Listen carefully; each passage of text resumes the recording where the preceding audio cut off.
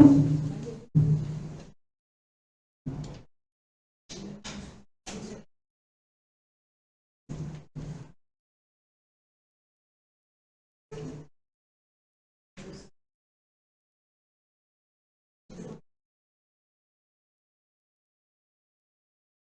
noite.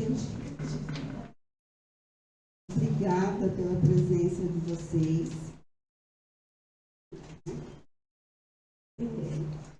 A atividade de abertura da Biblioteca Seção São Paulo, em 2018, convidamos as colegas Marisa Basso, Paola Salinas e Valéria Ferrante, todas com uma inserção no CIE.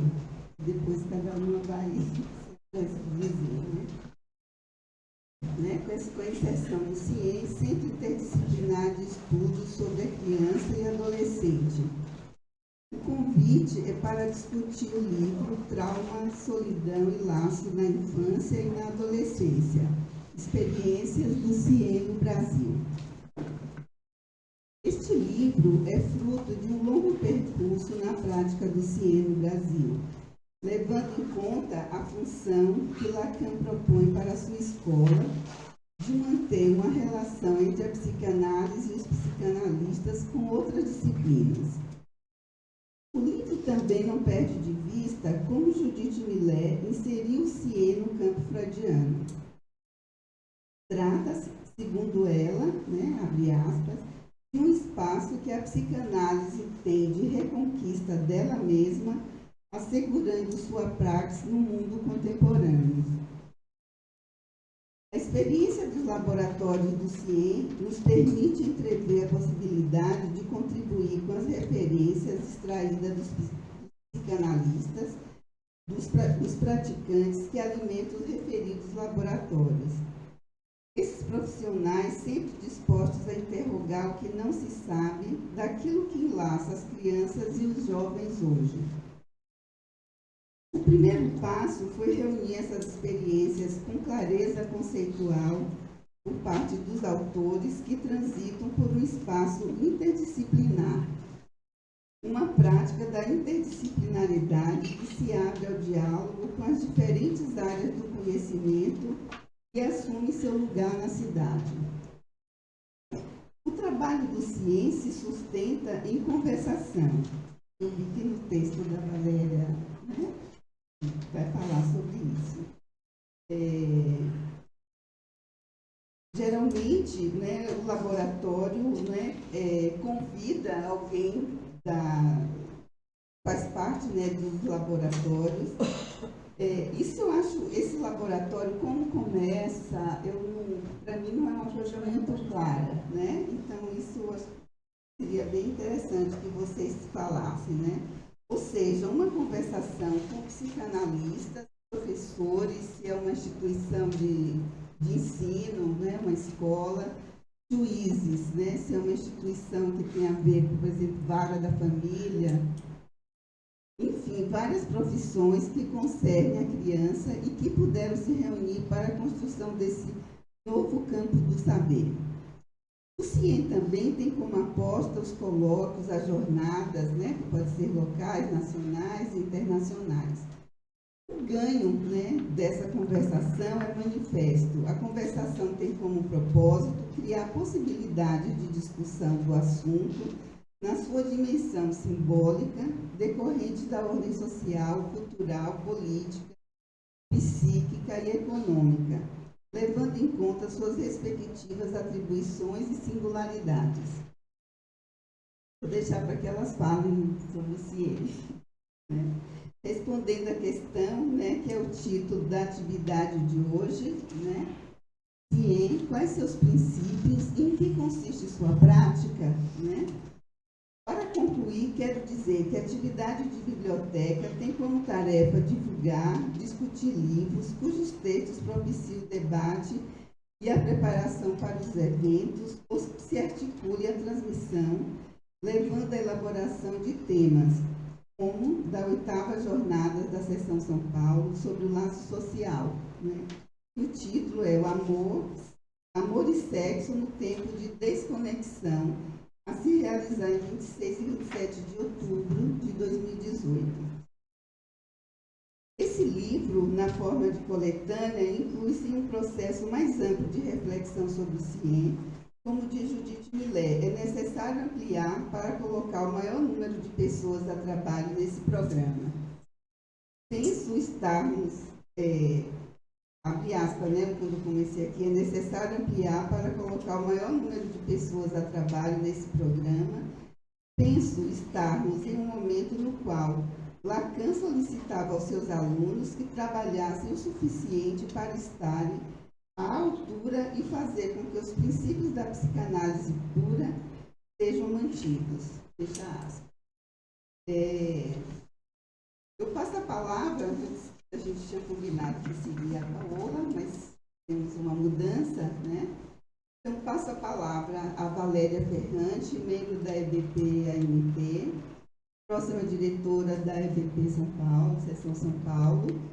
Sei também que você tem uma exceção, como eu falei, né, no CIEM, e aí você pode mesmo se apresentar.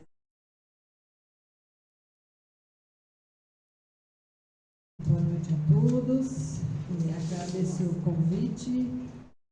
É um convite um pouco duplo, porque é tanto pela biblioteca quanto pelo CIEM. Então, agradeço ao Roberto pela biblioteca, Paulo e Marisa pelo CIEM.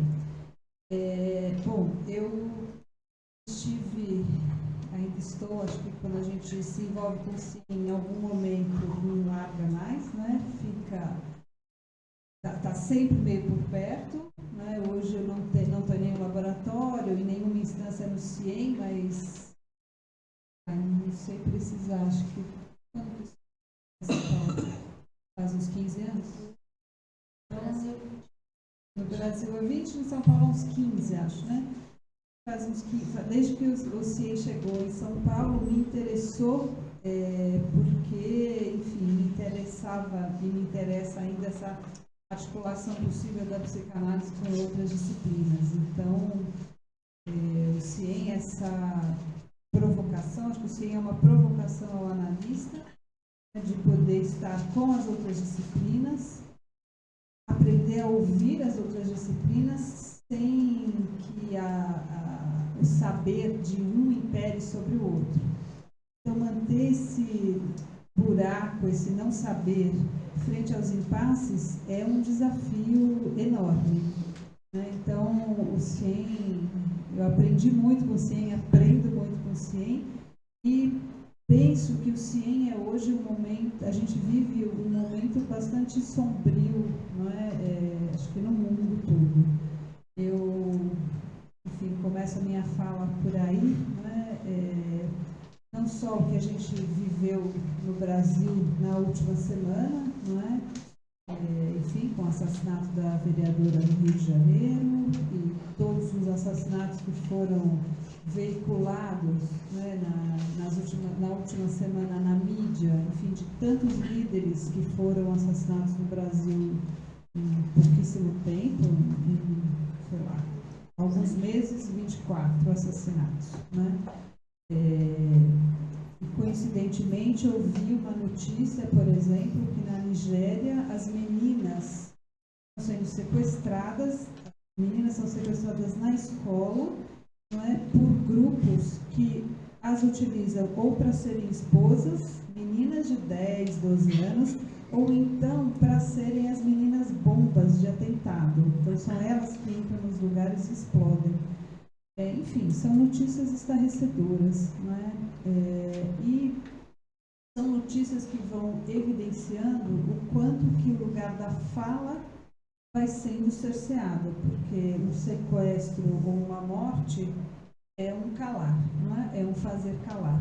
E a aposta do CIEM é exatamente o oposto disso. A aposta do CIEM é o fazer falar. Os laboratórios, eles se estruturam numa conversação, acho que a Paola e a Marisa vão retomar isso mais detalhadamente enquanto um funcionamento do laboratório, mas eu me interessei em retomar, né, um pouco a origem da fala, né, da fala e da conversa, porque, enfim, uma conversação, ela não é uma conversa, mas ela tem a sua origem numa conversa. É meio paradoxal isso, mas existe uma história da conversação, né? Então, enfim, vou contar um pouquinho para vocês o que é que eu encontrei sobre isso. Ao tomar a história da conversação, onde a fala é a matéria-prima, Mark Fumaroli, em um texto publicado na opção lacaniana número 23, afirma que a conversação era um entretenimento superior entre os homens livres. E aqui eu acho que vale a pena a gente sublinhar isso, que era um entretenimento entre homens livres, não é? Portanto, os escravos não estavam aí incluídos. Sócrates é o revelador da vocação filosófica da conversação, mas também do seu enraizamento na natureza humana, ignorante, mas ávida de saber. Eis aí o primeiro mestre, não é, que encontramos na história, segundo o Fumaroli, é o mestre e a conversação, mas a conversação como um método pedagógico sutil. Afinal de contas, um tinha o saber e os outros não. Então, há aí já uma questão pedagógica do ensino na conversação. Bom, um pulão, né, na história. Na Renascença, há a distância que separa a arte de escrever da arte epistolar, que fica muito perto da improvisação oral e familiar. De um lado, a utilidade, o efeito a obter, a eficácia. Do outro lado, o luxo, o lazer, o jogo. Aí está a diferença entre a palavra nobre e a palavra utilitária. Então, é o primeiro momento na história onde se tem essa dimensão da palavra com valor utilitário. Ela serve para alguma coisa, né? Paradoxalmente, a palavra nobre pode dar-se ao luxo da simplicidade, enquanto que a palavra utilitária recorre a todo um arsenal profissional das técnicas oratórias, da qual se espera um resultado lucrativo. Na modernidade, a transmissão oral, enfim, fui fazendo, são pequenos apontamentos para a gente poder conversar, né? A transmissão oral de um ofício e o saber fazer declinam, e o acento é posto na técnica. Enfim, isso a gente vê, né, com o advento da ciência, enfim, o artesão, aquele que aprendia a fazer, isso não tem valor nenhum, o valor está posto na técnica. E como afirma Lohan, aí eu vou para o livro, né, o acoplamento entre a ciência e a técnica é cada vez mais estreito. E o saber está essencialmente tomado não pelos efeitos de verdade que pode produzir, mas no funcionamento que pode engendrar. O uso psicoterapêutico da fala é o exemplo maior, que Lohan chama de psicoterapia generalizada, onde a fala deve ser útil. Sabe isso que a gente escuta? Assim, fala que melhora, né? Converse com alguém, vá falar, né? Desabafa, exatamente. O quanto que esse tipo, não é, de sugestão, ela está ligada a uma utilidade da palavra com um fim que é psicoterapêutico, por isso essa dimensão de uma psicoterapia generalizada. Por um lado, isso é uma frase do Lohan, por um lado fazemos calar o mundo, por outro abrimos consultórios por todos os lados, convidando para falar. Em que o convite à fala em um laboratório do CIEM se diferencia desse convite generalizado a falar? Em que se diferencia da fala útil, utilitária, que visa um fim? Porque, afinal de contas, o CIEM funciona numa conversação. Uma conversação é um espaço de fala. Então, bom, de que fala é essa? Né? Aonde está a diferença? Primeiro, se trata de uma aposta. Então, o laboratório, a prática do CIEM, o laboratório, ele é uma aposta. É uma aposta no sentido de Pascal. A aposta na conversação é da anotação pascalina, que indica que, quando se fala, colocam-se coisas em jogo. A primeira aposta é saber que, quando falamos, deixaremos de ficar aliviados. É um uso completamente outro da palavra, não é para aliviar, mas exatamente o oposto. que ao falar não nos aliviamos, pelo contrário, nos angustiamos. E por quê? Né? O homem produz muito mais sentido do que tem necessidade. E aqui a gente pode voltar a Freud, não é? E a ideia genial do Freud de que o psiquismo é uma defesa da pulsão, que o trabalho inconsciente, incessante na produção de representação e, portanto, de sentido, nos serve para afastar a angústia vinculada ao pulsional. Se o falar é tomado no sentido terapêutico, a maquinaria de sentido não tem corte e a causalidade não entra em jogo. Enfim, fala-se, não é? Na tentativa de recobrir aquilo que é impossível. E o que está em causa, o que causa o sujeito não entra no jogo. Como afirma Lacan, a psicoterapia leva ao pior. Para Lohan, o pior é a depressão, que segue a exaltação do sentido. Convidar crianças e adolescentes a participar de um dispositivo de fala tem consequências. Se não se trata de uma fala orientada pela técnica, nem pela operatividade visando um fim, nem da produção de sentido, qual o lugar da fala em um laboratório de ciência? Por estar na psicanálise em extensão, o laboratório pode se valer do dom da palavra, como diz Lohan, citando Lacan, é um dom ali onde isso não fala. Mas como recolher e manejar os seus efeitos? Há um cálculo para esse dispositivo onde os ciêncios têm sua prática, o tempo e o corte. Um laboratório não se eterniza e também não se fala tudo o que vier à cabeça. É uma associação livre no laboratório. Estratégias, e essas são duas estratégias, né, o tempo e o corte, são estratégias para que o véu que recobre o objeto fique aí mantido, que não se retire o véu do objeto, né? Enfim, é uma estratégia do laboratório. Bom, era isso.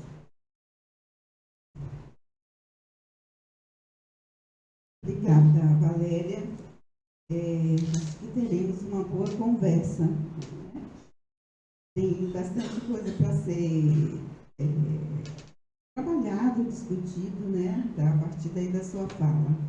Eu passo a palavra para Paola Salinas, todo mundo conhece, né? A Paola ela é coordenadora geral do CIEM Brasil, membro da EDP, AMP e diretora secretária tesoureira da Seção São Paulo. Boa noite.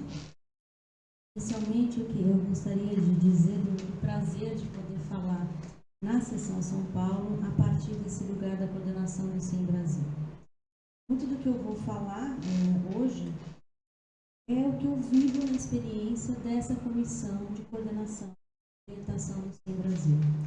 Por isso, eu já gostaria de agradecer, ou seja, essa experiência de conversação, né? Claro que num outro contexto, porque é uma comissão, mas essa abertura da palavra e da fala.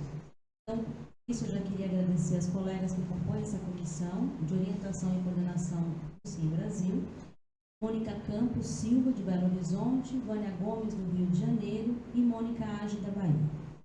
Também essas conversas sobre a construção do CIEM têm ocorrido com os coordenadores de cada estado, e aqui em São Paulo com a Marilza Barros, coordenadora do CIEM em São Paulo.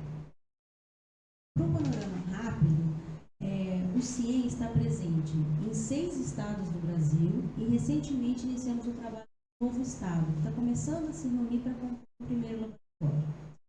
Atualmente são 16 laboratórios, sendo que 2 estão em formação, um dos quais desse formação está aqui em São Paulo. A Marisa depois vai poder contar.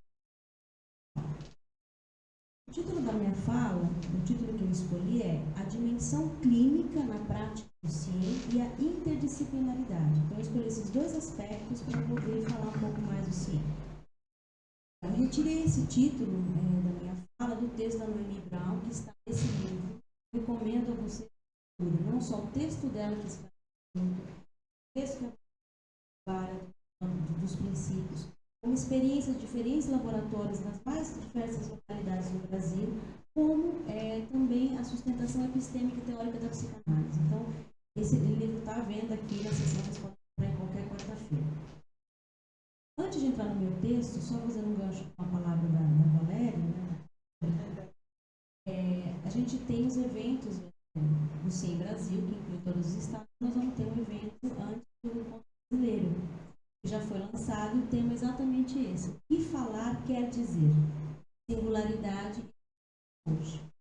E vamos dizer assim, uma revisitação do tema 10 anos depois, 2008, quando o trabalho do CIEM era o dom da palavra. Então, eu poder retomar, fazer essa parte desse momento. Isso que a Valéria já apontou, que é um uso da palavra diferente, por enquanto, essa forma que a gente essa conversa. Bom, então, esse livro também traz algo muito vivo, por isso eu recomendo a leitura. Essa vivacidade, ela está presente na prática do CIEM. E eu entendo que ela é devida à articulação na estrutura do seu trabalho, da contingência e do não saber como instrumentos dessa prática, que é efetuada no dispositivo da conversação. Ou seja, o CIEM é vivo porque estruturalmente ele tem instrumentos de trabalho que são a contingência e o não saber. Isso mexida na localização do que se faz. Os instrumentos são esses, estão furados. O CIEM se dedica, então, ao trabalho com crianças, adolescentes e também com os profissionais que se ocupam dessas crianças e adolescentes. Como, então, não tomar o trabalho nos laboratórios como um trabalho sobre o caso clínico? Ou seja, vamos discutir casos de crianças, não é isso. Primeiramente, então, eu vou destacar a diferença do CIEM com a rede Ceredá, que é composta por núcleos de pesquisa que se dedicam ao caso clínico.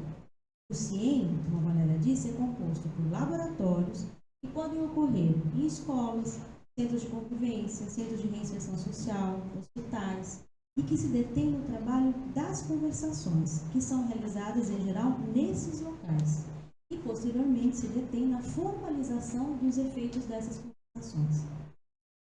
Trata-se de uma prática a partir de impasses que são recolhidos ali e por qualquer participante do laboratório. O laboratório sempre tem 1 ou 2 responsáveis e não necessariamente psicanalistas, é interessante sim, porque possam manejar essa dimensão da contingência de furo, mas o impasse vem de qualquer lugar. Mas então, a conversação, como é que ela opera?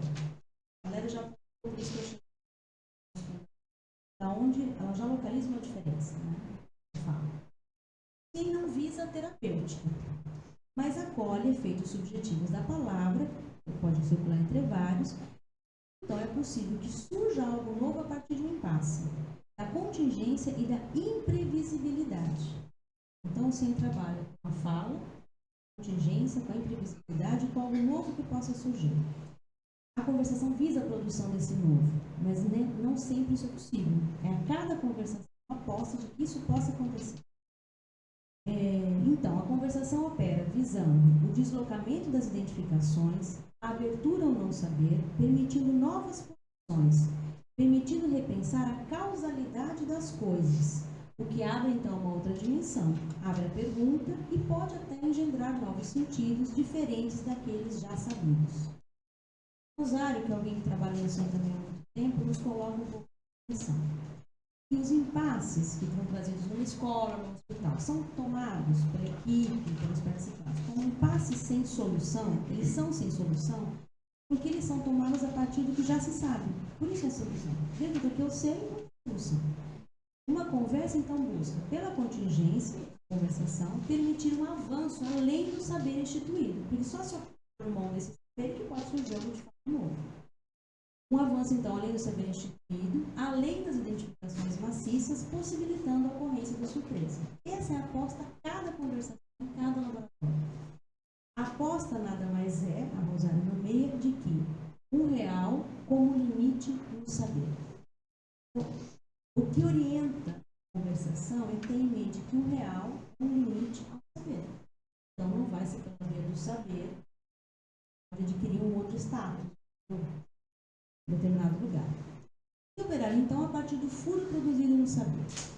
A psicanálise, como é que entra? Então, forma tentando possibilitar esse lugar vazio. Porque ela não entra como um saber a mais que explica esse real.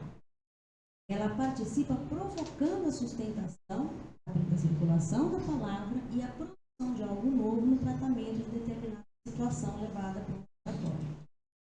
Esse relato que foi feito, de como surgiu algo novo, da contingente da surpresa, a Cadê nomeou de vinheta prática, para diferenciar justamente da vinheta clínica, e é quando é o tempo de formalização do que aconteceu no laboratório. E vocês vão ter isso aqui no livro, de uma forma muito interessante. Em outras palavras, trata-se, segundo Miller, de uma passagem da contingência à articulação, abrindo a possibilidade de uma nova leitura, sempre sutil e precisa. Abre, é novo, implica um trabalho coletivo, mas não é psicologia de grupo, não é associação livre, como a Varanda colocou. Ou seja, a contingência colocada pela palavra essa, que não busca estancar o impasse ou a dimensão real que ele traz, pela via de uma construção de um saber todo a respeito do tema. Então temos um impasse resolvido. Não é esse o uso da palavra, mas sim ela pode provocar uma articulação sustentada na abertura. Em uma conversação do CIEM, porque podem haver conversações de casos clínicos, na conversação do CIEM, a ênfase não é no caso clínico, ainda que algumas situações problemas, meninos problemas, professores problemas, possam aparecer na discussão do impasse. Em alguns casos, se trata de profissionais poderem falar de como determinada criança ou adolescente toca um impulsivo de suportar, uma escola, por exemplo. Bom, contudo, textos que circulam pelo livro, tem uma outra informação bem instigante. Podemos dizer, nos diz, acho que a Rosário, que o CIEM e o CEREDA, a Noemi, ela junta, são propostas de trabalho que implicam uma clínica orientada ao real. Noemi. Como assim? Se não é caso clínico? Em que sentido que ela articula uma clínica orientada ao real? No sentido de dar lugar ao mais singular das crianças e adolescentes. Ou seja, ter o real como limite no saber e uma clínica orientada ao real implica a singularidade de cada participante. No CEREDA, ela continua, isso se dá pela via da experiência analítica, no caso clínico, e no CIEM, pelo dispositivo da conversação. A partir dessa circulação da palavra que a Valéria introduz para a gente. Ou seja, o real como limite no saber orienta a conversação. A conversação não é uma assembleia, como a gente tinha naquelas equipes multidisciplinares de pacientes no hospital dia, onde se definiam coisas, se resolviam. Não, se trata de um problema, de um impasse. E que ali possa haver uma mudança de perspectiva a partir do impasse, a partir do momento que ninguém assume um saber sobre aquela situação. Isso, então, nos remete ao insuportável, necessariamente, que aparece nesses impasses para cada um, mas que também permite, um pouco do que a Perpétua falou, tem um impasse possível de suportar. Isso permite que haja a formulação de uma demanda, por exemplo, e a construção do laboratório. O laboratório pode começar de um pedido na escola, endereçar a alguém, algum analista, alguém que está no CIEM, e a partir desse impasse se desenvolvem conversações, e isso pode constituir um novo laboratório. Ou isso pode entrar como conversações de um laboratório já existente. E essa demanda pode vir dos locais mais variados. Então, qualquer um de vocês que trabalhe em uma determinada instituição tem uma questão. Porque tem, eu vou ler uma vinheta que fica claro. Existe uma referência em São Paulo, Marilson. Pensa, tem um laboratório de informação aqui em São Paulo, né, que começou assim, da fala da abertura dele, o que pode ser feito, né, e daí a coisa tem que caminhar. Bem, então, vamos decorar só mais um pouquinho. Essa vinheta prática,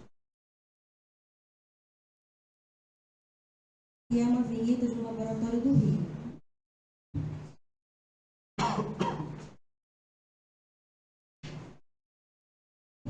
Página 104. Eu vou ler para vocês de uma forma mais clara isso que eu estou dizendo da abertura contingência. É um laboratório do Rio que chama Diga Aí Escola, e acontece dentro da favela da Maré. Acontecia, ele continua assim, mas mudou de estudar a escola, é outra escola hoje em dia. Desde o relato do laboratório, desde o primeiro encontro, os professores, eles colocam Precisamos falar da gente. A situação de risco e a fragilidade social das crianças colocam impasses ligados ao papel do educador para eles. Falam que as dificuldades de aprendizagem se devem à precariedade nas famílias e à violência na comunidade, e se veem tomados por esses problemas. Isto é, o problema é o meio social para os professores.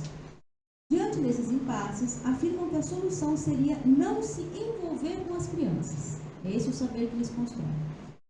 Um dos professores chega a dizer: deveria existir na faculdade uma matéria que nos ensinasse a não nos envolvermos com os alunos, assim como os médicos e os psicólogos têm. Os responsáveis pelo laboratório situam uma brecha nessa fala. Há um intervalo entre impossibilidade de não se envolver e a demanda de aprender a não se envolver. Isso se abre com um vazio e estimula a conversa. Pontuar esse intervalo permite que surjam questões cruciais como, por eles, professores: qual a função do professor? O que é ensinar? O que eles desejam ser na sua profissão? Os professores reclamam dos pais porque consideram que estes não valorizam seu trabalho. São agressivos quando convocados e colocam na escola a responsabilidade de dar conta dos seus filhos. Mas no meio dessa fala, também dizem coisas como: talvez os pais não saibam o que fazer.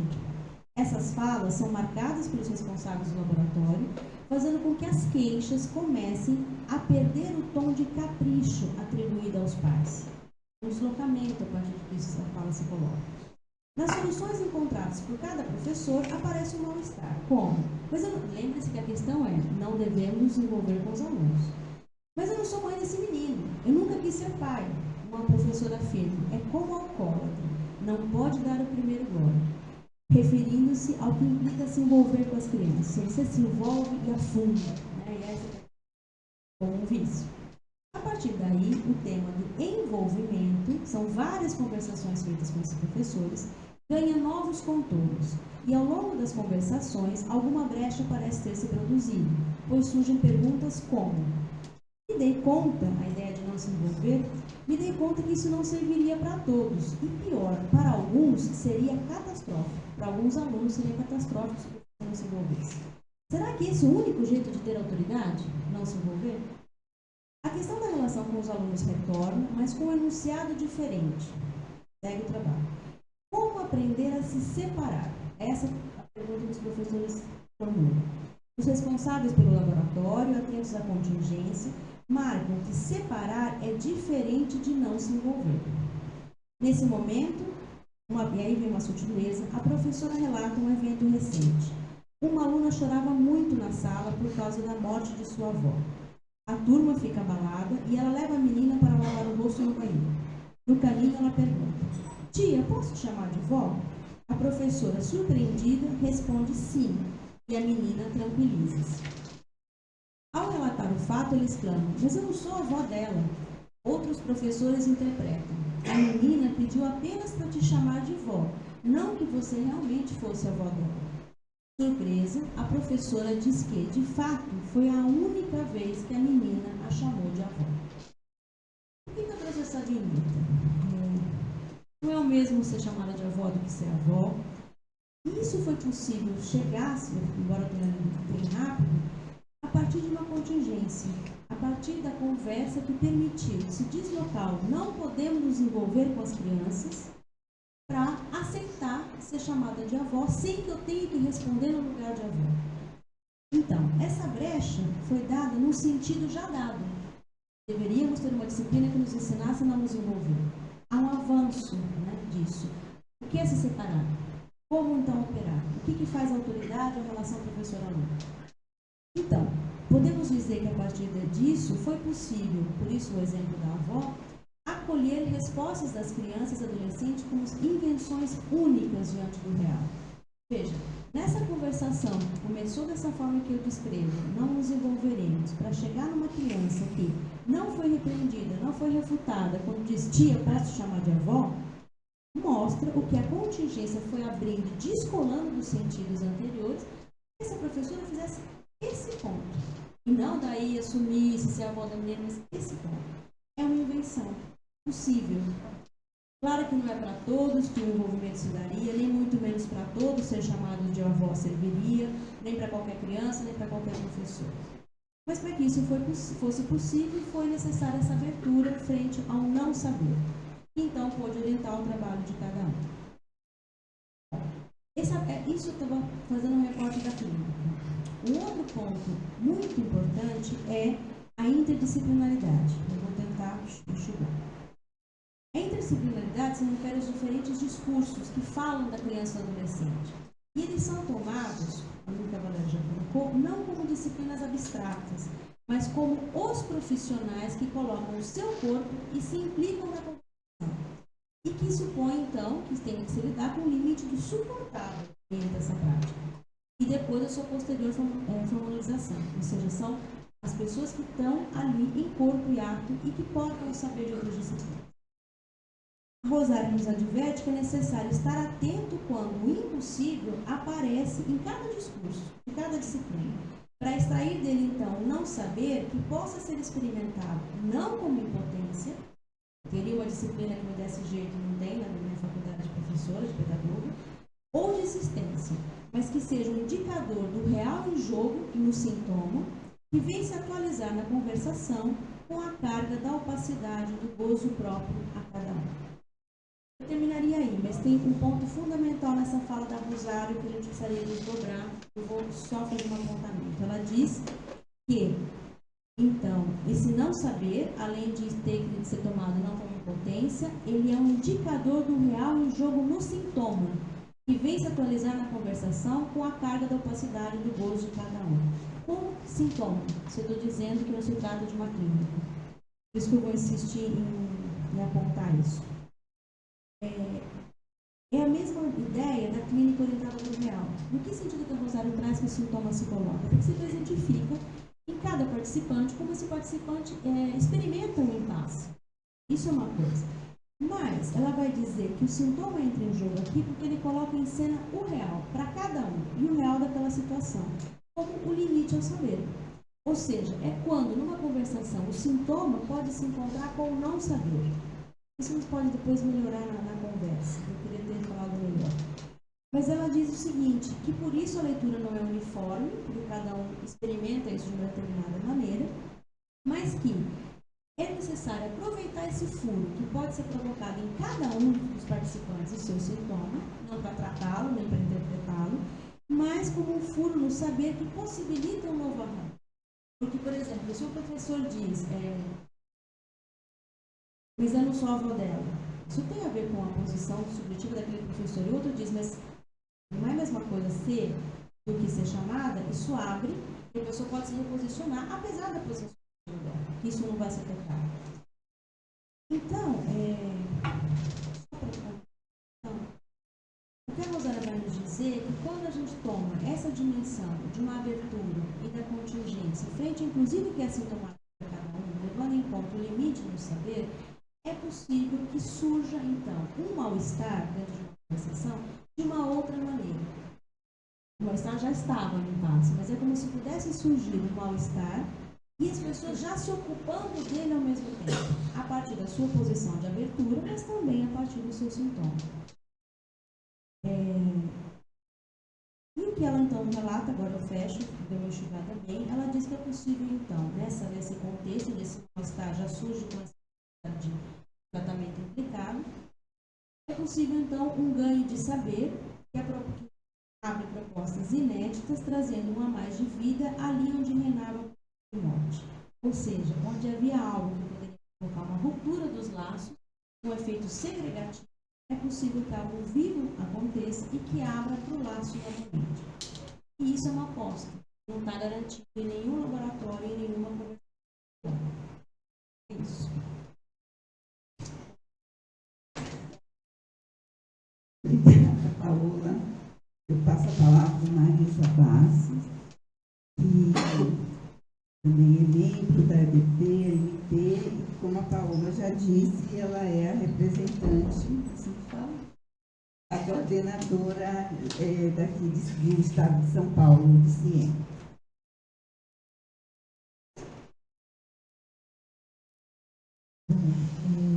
Agradeço muito da diretoria da Seção São Paulo, para dar este lugar, para se colocar um pouco com vocês. Agradeço em especial a Perpétua, nossa diretora de biblioteca.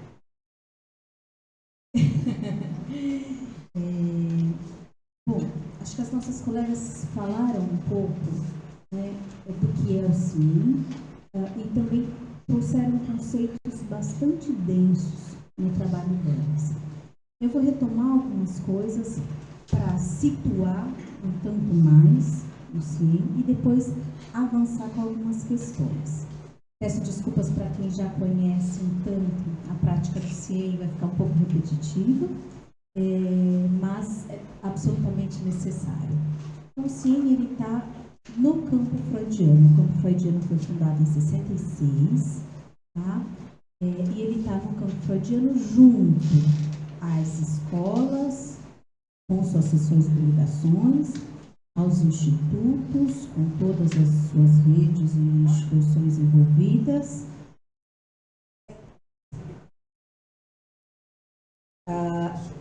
e a FAPOL. Nossa, que horrível. Melhorou? Tá.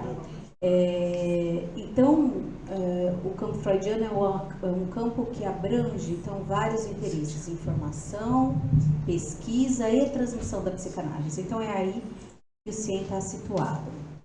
Acho importante dizer isso porque muita gente pensa que ele, então, está dentro da escola. Não é isso, ele está em paralelo. O CIEM, Centro Interdisciplinar de Estudos sobre a Criança, tem uma grande trajetória, então, já no Brasil. Sua prática não é simples de compreender. Por isso que a gente insiste tanto em dizer o que ele é. Porque ele pode facilmente ser confundido com troca de experiência, grupo de estudo, discussão clínica, núcleo de pesquisa, isso tudo que faz parte da formação em psicanálise. Mas não é só isso, né? Não é isso, é uma prática, né? É uma prática que se trata de uma invenção, né? Como diz nossa colega Cília Leão, presente aqui na sala, é uma invenção milleriana, né? Causa barulho, né? Barulho no laço, no social, na verdade, não no laço, e no campo analítico. Achei essa sua definição, Cília, muito interessante, né? Eu vou falar um pouco disso. Fundado, então, em 96, por Miller, inspirado por Judith Miller, a quem a gente não cansa de agradecer, é sustentado, então, na prática e na elaboração de cada participante dos laboratórios e em suas ressonâncias nas conversações abertas, ou seja, nas conversações que o CIEM faz com a comunidade de forma geral. Então, nós temos aí a conversação que aparece dentro dos laboratórios e as conversações que aparecem com a comunidade, tá? Eu estou chamando aqui de conversação aberta, onde os laboratórios expõem seus trabalhos. Assim como nos trabalhos das conversações, das jornadas e nas publicações do CIEM Digital, esse livro, Trauma, Solidão e Laço na Infância e na Adolescência, neste livro temos formalizações de um trabalho interdisciplinar dessa experiência, assim como seus efeitos. O CIEM é uma aposta, nos diz Lohan, retomando Pascal, uma aposta é uma operação mais de gozar.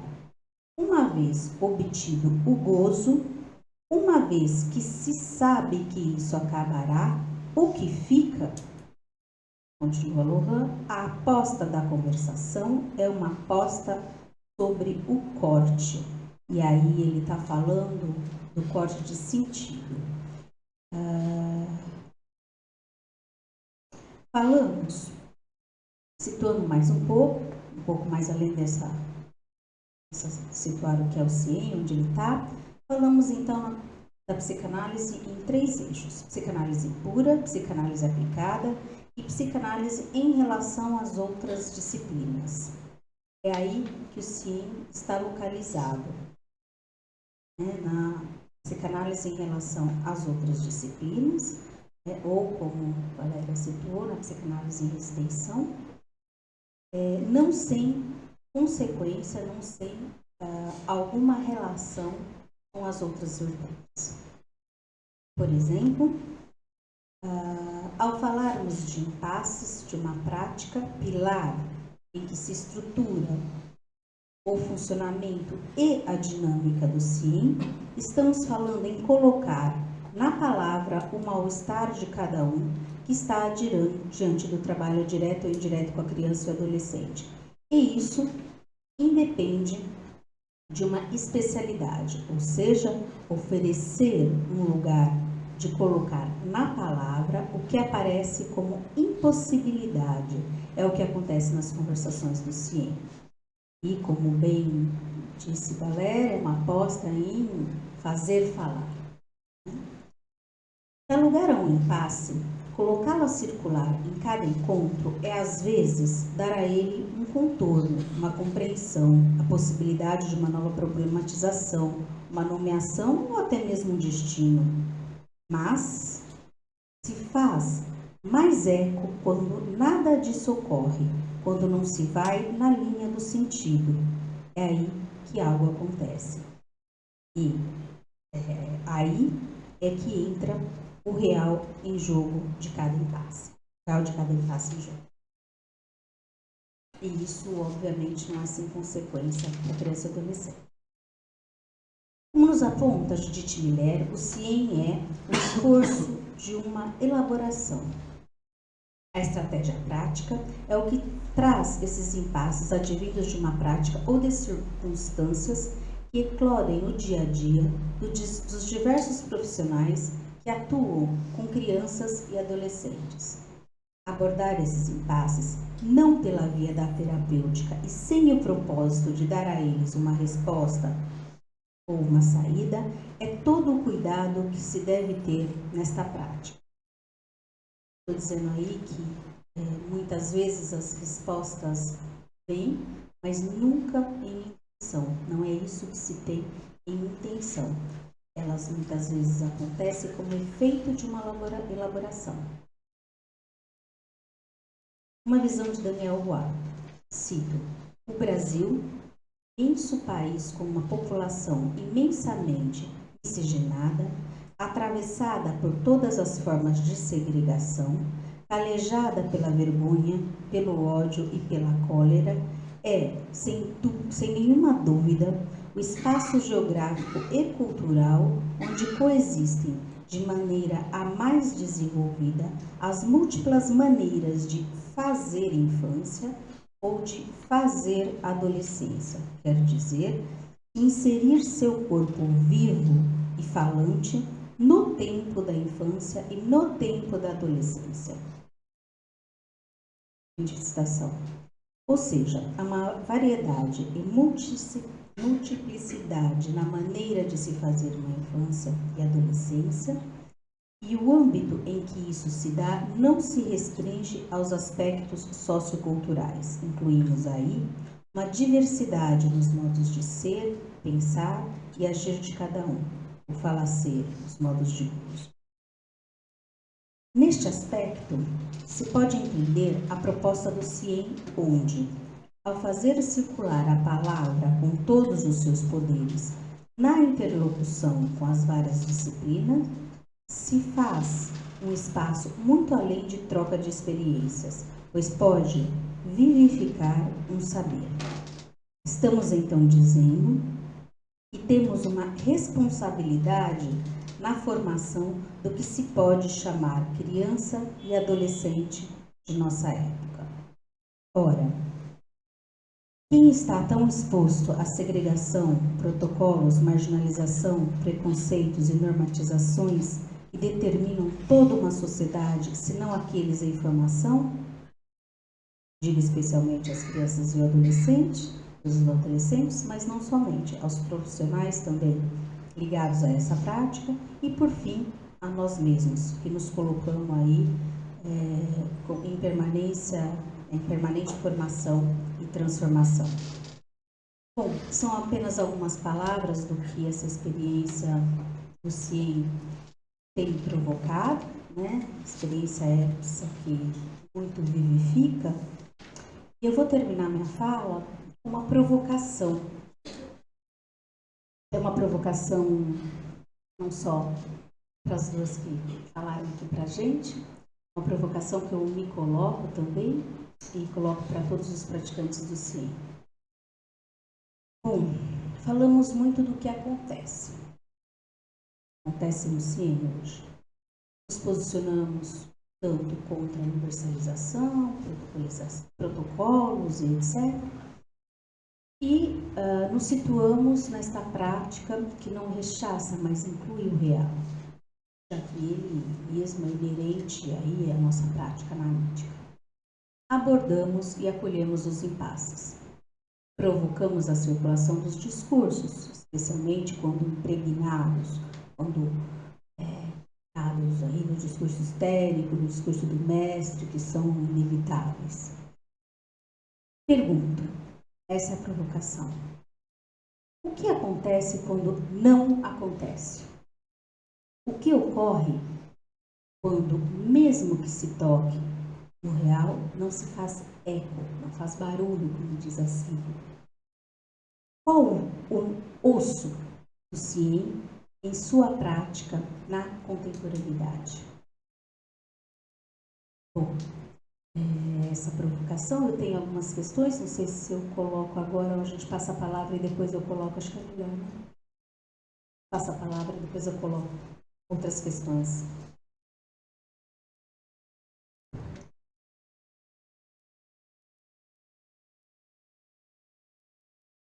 A Ilza já fez levantou algumas questões. Vocês querem responder agora? Ou tem alguém?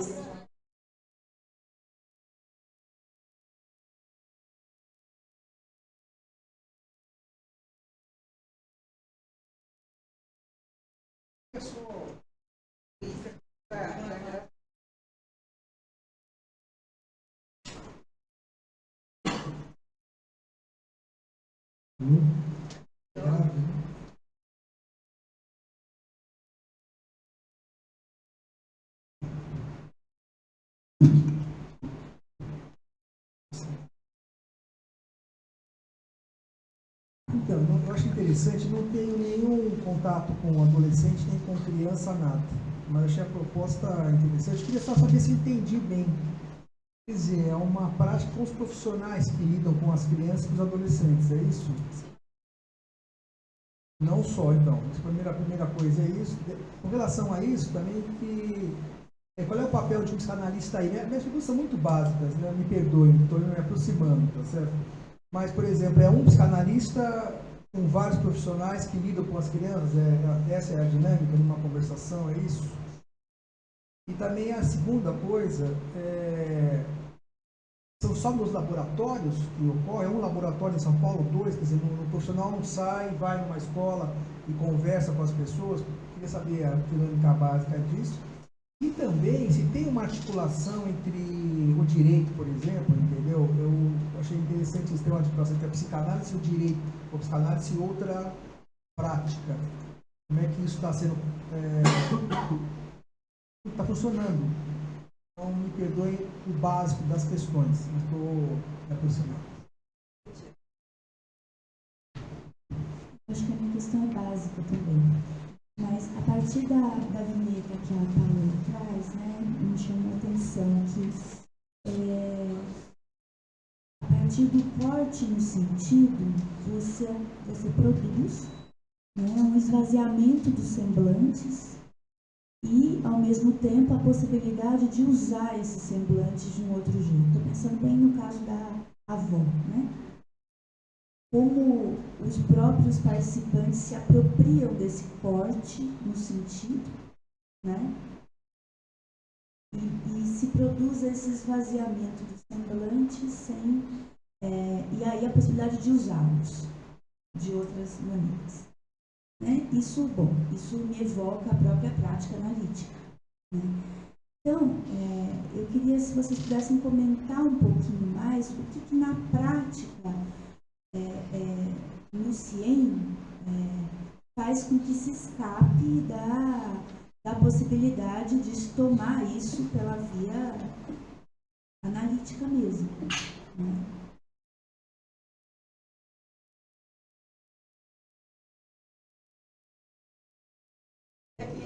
Frente.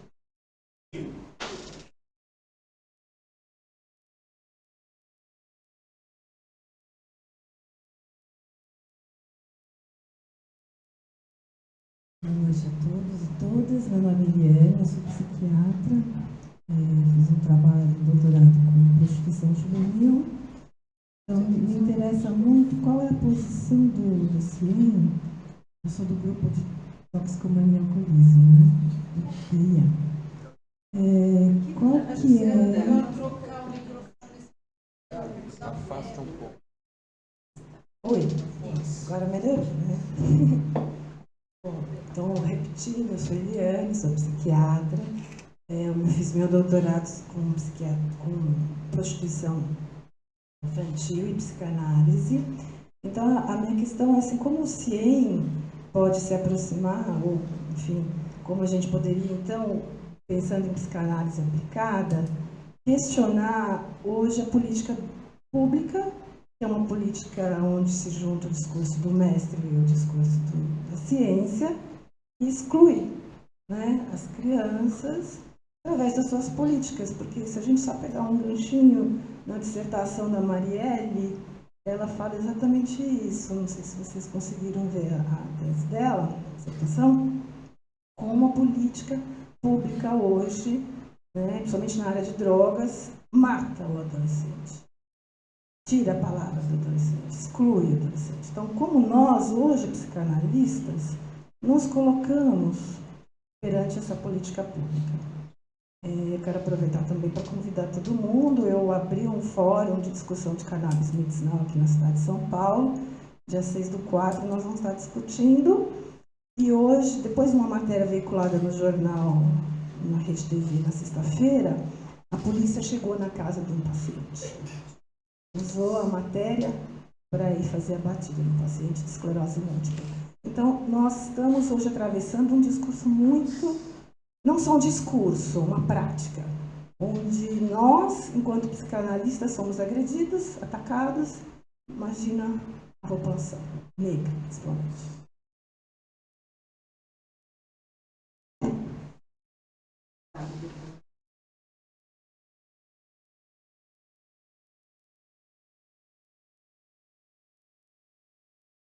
Obrigado. Eu queria, sobre essa coisa da nomeação, quando chega uma adolescente, né, no consultório, por exemplo, para mim, e a questão da nomeação, como é que ele se autonomeia por TDAH? Como se fosse uma resposta que fosse muito simples e que alocasse ele num lugar dentro da sociedade e respondesse tanto pelos desígnios da escola quanto do pai e da mãe, né? E como é que vocês que estão com esse contato diário, ou pelo menos um contato muito forte, veem essa alocação dessas nomeações, dessas síndromes, como forma de estabelecer um lugar estéril para essas crianças e adolescentes, né? Porque eles chegam já se autonomeando. Achei interessante porque, no caso da professora, ela teria que aceitar uma nomeação, né? E a criança não, ela praticamente se declara autonomeada pelo outro, né?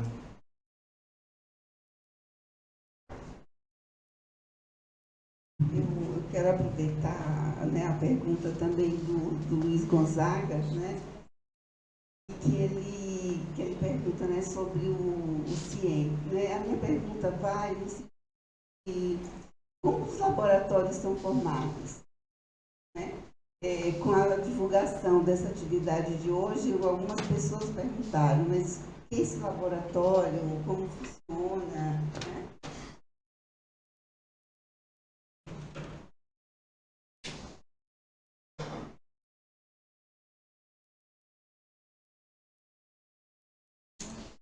Então, eu achei que você queria entrar nessa discussão que a Eliane coloca. Em relação à formação dos laboratórios, os laboratórios, como eu tinha dito na minha fala, eles podem se formar a partir de um impasse. Ou seja, uma determinada escola tem um problema e demanda isso a um psicanalista. Às vezes porque conhece, às vezes porque ouviu, por exemplo, uma fala como essa. E dali se marcam conversas. Então, as conversações elas podem acontecer com participantes do laboratório que têm um problema. Então, pode ser com os professores, pode ser problemas dentro de uma casa-abrigo com os adolescentes para aceitar as normas dentro de uma casa-abrigo. Então, a conversação é com os adolescentes. Às vezes, é pedido isso para a psicóloga que trabalha no abrigo. E essa psicóloga participa de um laboratório porque ela está na rede do CIEM. E aí, respondendo ao Gonzaga, ela pode fazer conversações com os adolescentes no laboratório e discutir isso no laboratório que tem outros profissionais. Ela como psicóloga, um pedagogo que trabalha numa outra instituição, e aí vão se constituindo essa conversa. Atualmente, em São Paulo, talvez a Marisa depois possa contar, é sempre a partir de um impasse de um problema. E aí, então, essa demanda possibilita que as pessoas comecem a se reunir. Por exemplo, no estado de Goiás não tem nenhuma atividade do CIEM. O que foi feito lá? Por exemplo, como a gente fez aqui no começo do ano, com a vinda da Beatriz Udênio. Tem atividades abertas, que a Marisa chamou de conversações abertas. O Cine CIEM. Então, nós vamos discutir um tema que toca a infância e adolescência, um pouco do que a Eliane colocou. Não é um laboratório, é uma atividade do CIEM em São Paulo, e discute um tema que é concernente à situação atual da criança, do adolescente, enfim.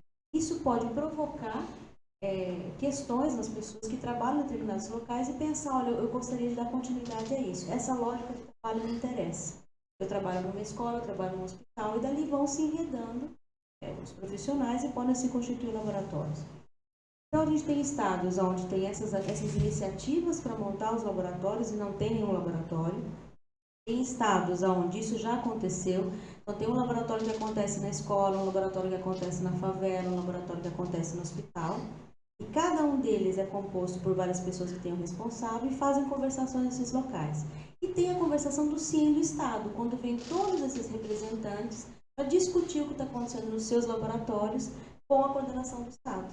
Então, são vários momentos de conversação. Isso para colocar um pouco da questão do como se formam os laboratórios.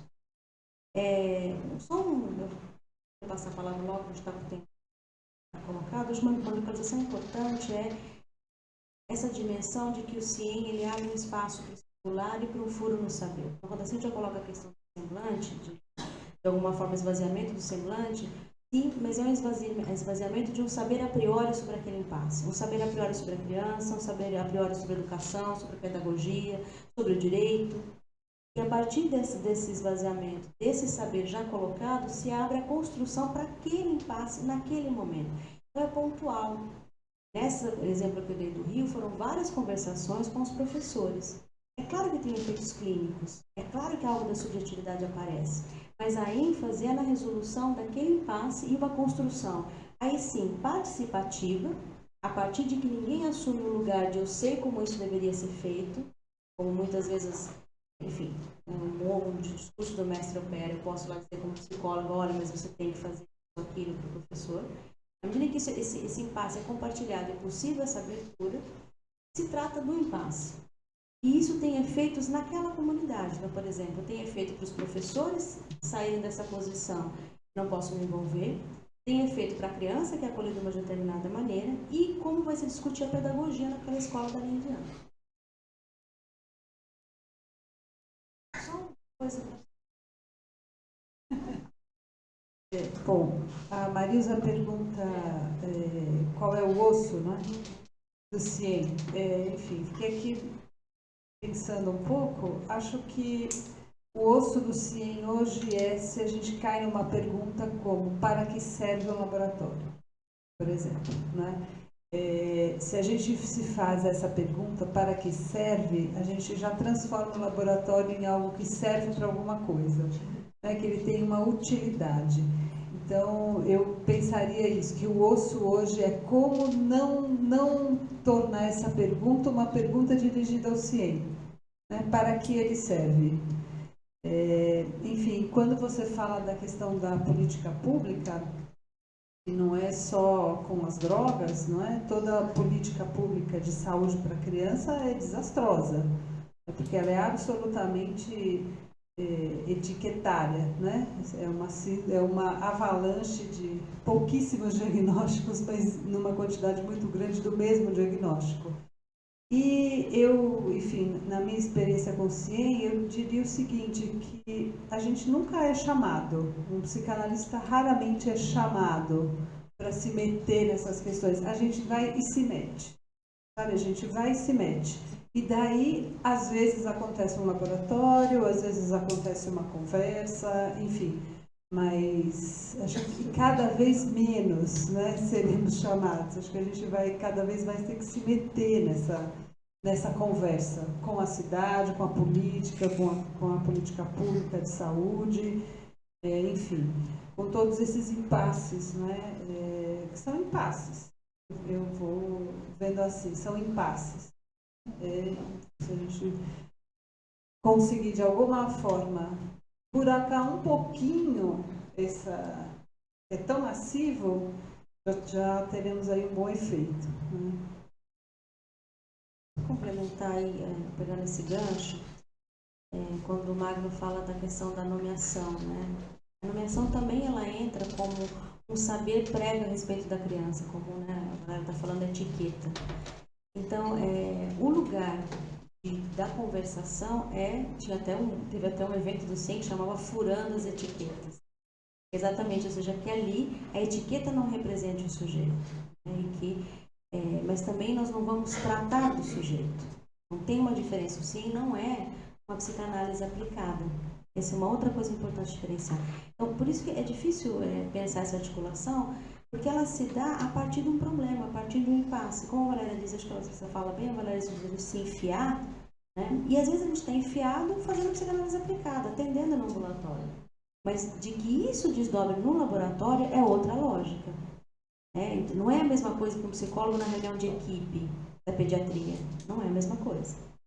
Mas, então, nesse sentido, não é uma psicanálise aplicada e é algo que a psicanálise também vai se deixar ensinar pelo furo que tem na própria psicanálise e pelo que os outros profissionais podem aportar ali da criança. É claro que o psicanalista tem uma função diferente dos demais profissionais, como eu estava dizendo, na medida em que ele tem essa ideia de que o real tem um limite no saber. A etiqueta, o saber médico, supõe que é possível. Enfim, médico é um exemplo. Qualquer saber, mesmo da própria psicologia, não coloca essa dimensão do real. Isso é uma dimensão específica da psicanálise lacaniana, inclusive, né?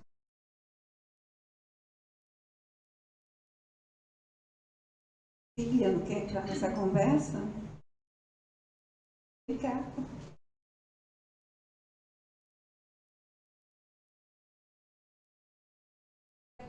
O laboratório mais longevo da história do CIEM.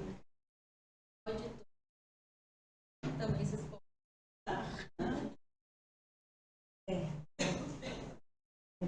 Eu estou pensando também a partir de que ponto entrar nessa conversa, porque essa conversa é tão grande, né? Mas acho que só para... É que eu também fiquei pensando no osso, né? Qual é o osso do CIEM? E não que eu tenha uma resposta, mas então eu gostei como a Valéria pôde pensar, eu acho que passa por aí um dos ossos, porque eu acho que são vários, né? E eu penso que um osso também a ser enfrentado, né, um dos ossos do CIEM, tem a ver com a articulação no próprio campo freudiano ou da psicanálise com as outras disciplinas. Acho que essa é uma questão que sempre volta e me parece que é um osso. Qual a posição do psicanalista frente ao CIEM? Porque ele está no campo, nós nos havemos com ele, estamos aqui hoje falando, e eu acho que todas as vezes essa é uma questão, trazer o CIEM para ser discutido dentro da escola e como que a gente, né, assim, uma reunião da escola, com todos esses questionamentos, porque volta como um enigma, afinal de contas, o que é o CIEM? Né? Então, acho que esse é um osso, se a gente não tem resposta.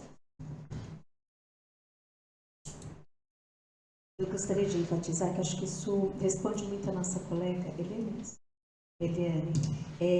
qual é a posição política do CIEM diante de tudo isso que está acontecendo no mundo. Eu acho que isso responde um pouco, não tudo, né? Mas o CIEM, ele propriamente criado a partir daí, né, de questões sociais. E acho que a gente sustentar, de certa forma, por essa via que a Valéria nos traz, que não é do utilitarismo, né, é uma posição, né?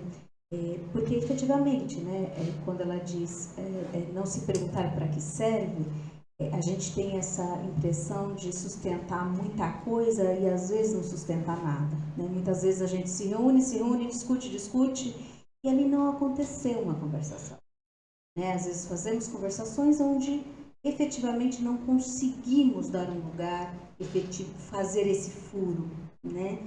É isso que eu perguntei quando eu digo, bom, às vezes não faz eco, né? E outras vezes faz, e isso tem frutos inacreditáveis, assim, para a própria formação, para cada um ali nessa prática, né? Acho que ainda, às vezes, eu tenho essa sensação de ser muito pouco, né? Mas, ao mesmo tempo, tem uma função, um posicionamento aí bastante importante, né? Eu, enfim, passo novamente a palavra, mas eu já me coloco absolutamente à disposição de todo mundo que quiser saber, perguntar, tirar dúvida, enfim, na medida em que eu possa responder, né? Senão eu recorro aos universitários, aqui a gente tem bastante, para que a gente possa pensar isso, né? Então, assim, temos hoje um laboratório em Ribeirão Preto, tem uma conversação aberta que vai acontecer, falo conversação aberta de novo, uma conversação que vai acontecer dia 5 de maio, o tema é agitação dos corpos na adolescência. Temos um CINICIEM, né, como foi citado, que deve acontecer esse semestre, ainda não temos data, tem local. E em São Paulo, isso CINICIEM em São Paulo, em agosto ou setembro, não tem data exatamente definida, mas necessariamente agosto ou setembro, já tem os trabalhos sendo concluídos, uma conversação em Campinas, onde temos outro laboratório. Nós estamos no estado de São Paulo com esses três, né? Quer dizer, uma informação, tivemos somente uma reunião, que foi absolutamente produtiva, né? E tá aí, né? A gente chama informação porque o destino ainda não se sabe, né? Não se formalizou. E esses outros dois. Isso. Só um detalhe, né, mas que ele é fundamental para a formação de um laboratório, que ele tenha outras disciplinas além de um psicanalista, além da psicanálise. Quer dizer, um grupamento de psicanalistas querendo fazer um laboratório, ele não se constitui, né? É preciso a presença dos outros. E me lembrei, né, que foi aqui em São Paulo que nós cunhamos a expressão eventos satélites, que reúne ciência, REDA e TIA. Satélite, exatamente porque um satélite ele não está fora, né, a Lua ela é satélite da Terra e ela tem uma relação intrínseca com a Terra. Por isso a gente pensou nos eventos satélites, porque não é da escola, não é? Mas acontece no momento em que há o encontro da escola, enfim, o encontro do campo freudiano no Brasil, há os eventos satélites, porque não é sem a escola, não é da escola, mas não é sem a escola. Né? Então, eu acho que a gente fez um bom achado com essa ideia dos eventos satélites. Né? Não é uma gravitação à toa, né? Não é sem a escola. Complementando isso que a Valéria estava colocando, eu ia retomar essa dimensão da escola. A gente ouve muito isso. Eu não tenho a mínima ideia do que é o CIEM, não sei o que é o CIEM, nunca ouvi falar do CIEM, né? Enfim. Então, eu tenho ouvido ainda isso agora, nesse momento. Mas, olha aí. Acho bom, porque causa, porque é um enigma, sim, mas eu queria tomar de outra perspectiva. É interessante que causa um enigma, vocês podem perguntar, enfim. Mas tem algo, no momento da fundação, quando a gente funda o CIEM, ela o coloca articulado ao ato de fundação, é isso que ela está dizendo. Ou seja, na parte da psicanálise, em extensão, nas cidades, diferente da parte da psicanálise aplicada. Então, exatamente. Então, ele implica os analistas da escola em sustentar um lugar como o CIEM na cidade. Vou chamar assim de maneira mais geral possível, né? no social. Então, concerne a cada analista da escola e esse tipo de trabalho. Claro que na medida do desejo. Então, isso quando você diz que não é desvinculado, né? É isso, porque não é um grupo que vai se reunir, enfim, é a partir de uma lógica. Se supõe que um analista localizado no ensino do Lacan, com a lógica da escola, saiba fazer um pouco com essa dimensão do real como limite ao saber para sustentar esse vazio numa conversação. Se supõe, como a Marilza disse, isso não está garantido. Então, eu colocaria, não diria que é o osso, mas uma coisa que me divide em relação ao CIEM, e ao mesmo tempo me alegra muito, isso também é outra coisa que eu escuto muito. Por um lado, o que é o CIEM, e por outro, a satisfação que as pessoas que trabalham no CIEM testemunham. E eu entendo, isso até a Rosária coloca no texto dela que eu recomendo, de que é um testemunho de uma vivificação. A gente está tão acostumado nisso que vocês colocam, né? A política mata a palavra, nomeia, etiqueta, não tem espaço, já se sabe, fica quieto. E quando de fato uma conversação opera, a gente experimenta no corpo que o que o outro diz de fato redimensiona o que você tomava como saber e como causa. Então, isso é um ganho que, enfim, é extremamente importante para, inclusive, a gente pensar o que é a lógica da psicanálise.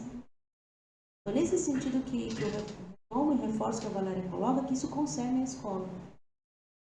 Claro que não está, o SIM ele pertence, né, à Fundação do Campo Freudiano e tem essas articulações, mas essa lógica experimentada em ato nas conversações é interessante para um analista que ele possa sentar nesse lugar e ensina ao sujeito, seja ele analista ou não.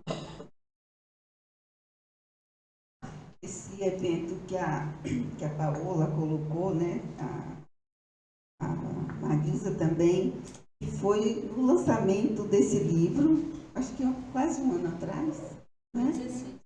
Foi em 2016? Não, foi 2017. Chegou aqui.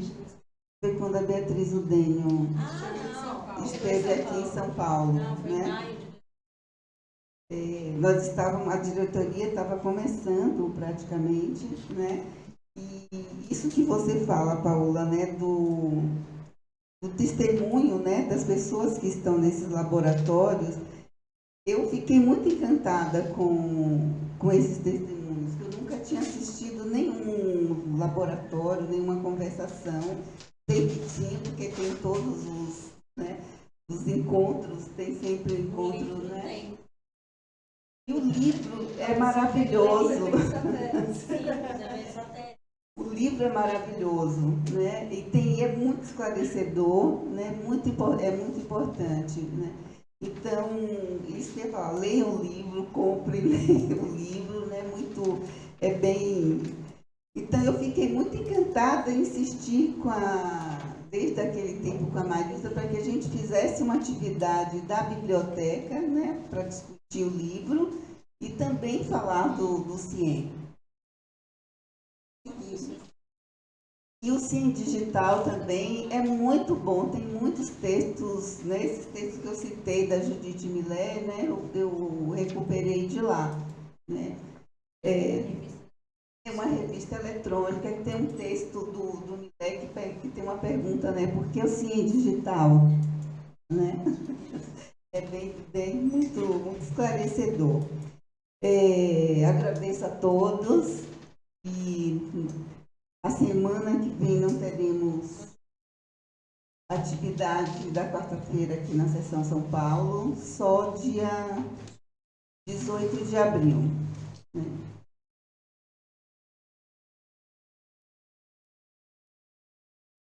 a gente vai ter, não vamos ter atividade 3 semanas por conta do congresso em Barcelona.